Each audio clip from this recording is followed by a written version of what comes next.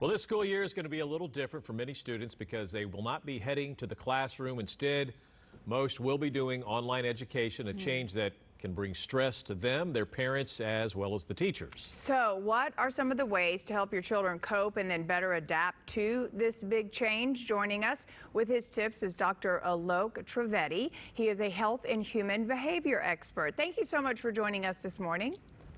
Thank you for having me, Lou and Glenn. I appreciate it. All right. So besides adapting to a new style of learning, what are some other challenges these children are going to face with online schooling?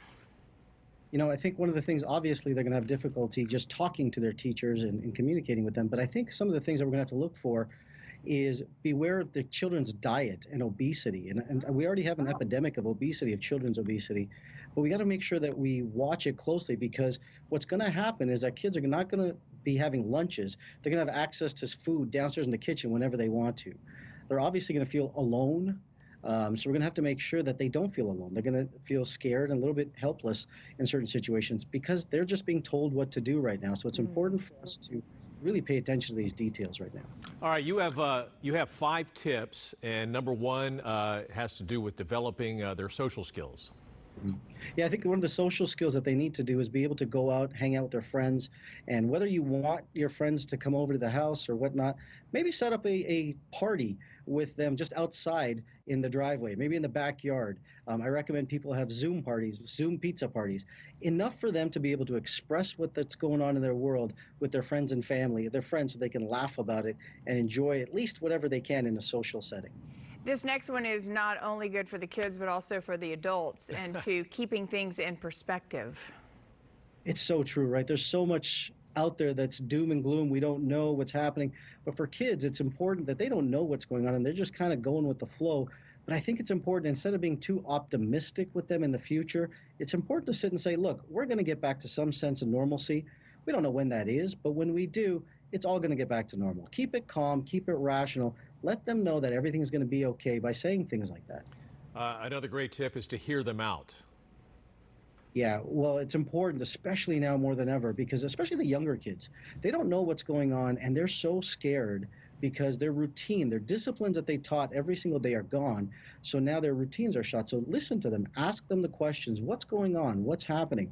What I recommend is you set aside 20 minutes a week. It doesn't have to be big or crazy. 20 minutes a week where you're listening to them and you check in and ask them the questions. How do you feel about this online learning? How do you feel about the aspects of not being able to hang out with your friends? How do you feel about learning in your own room where you don't really leave the room all day? It's kind of like this thing where they don't get to walk around. Ask them how they feel, and what that's going to do, it's going to help them with their stresses, their anxieties, and lets them release any of that tension they're holding on to. I always wonder, you know, if you ask children, you say, how do you feel? They're like, How do you get them to that next step? Well, I think it's important just to listen. Give them a safe space to hear them out. It's important to do that. And I think it's important to have fun with them, too, to create a better bond. It's a great time to take 30 minutes a day. I tell people to take 30 minutes a day to go outside and do things that they love to do. If it's gardening, if it's, you know, hiking, fishing, throwing the ball around, whatever it is, maybe set up your chats after that, because they're going to be much more alert, happy, and feel better about who they are. And they may be more open to having communication with you at that time. And your last tip, this is not going to last forever. You say, look to the future.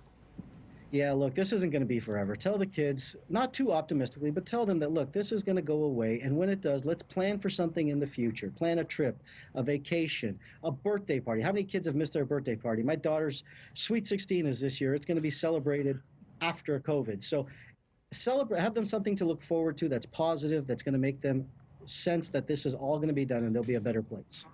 And all the parents need to remind themselves of that as well. Yeah, absolutely. All right, thank you so much. Really appreciate your insight, and have a great day. And to learn more about Dr. Trivedi, you can go to his website, aloktrivedi.com. And thank you, and Kai is up next. We'll be right back.